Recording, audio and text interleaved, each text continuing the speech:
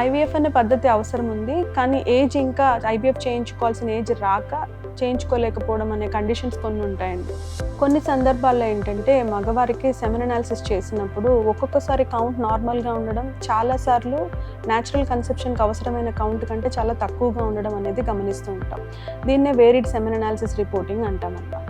అట్లాంటి టైంలో ఏం చేస్తాము, ఐవీఎఫ్ అనే పద్ధతిని అడ్వైస్ చేయడం జరుగుతుంది కపుల్కి.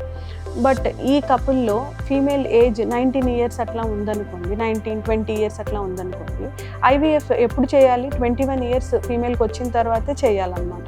ఈ తక్కువ ఏజ్ మూలాన చేయలేము ఐవీఎఫ్ అని చెప్పడంతో వాళ్ళు ఈ పర్టికులర్ కపుల్ చాలా నిరాశకు గురవడం జరుగుతూ ఉంటుంది. సో అట్లాంటి టైంలో ఏం చేయొచ్చండి, మీరు సెమెన్ శాంపిల్స్ అనేవి ఒక 4 or 5 శాంపిల్స్ మీ కౌంట్ బెటర్గా ఉన్న టైంలో ఫ్రీజ్ చేసుకొని పెట్టుకుంటే ద ఫీమేల్ అంటే వైఫ్ ఎప్పుడైతే ఏజ్ 21కి అటైన్ అవుతారో అప్పుడు మీరు డెఫినెట్గా ఐవీఎఫ్ అనేది చేయించుకోవచ్చు.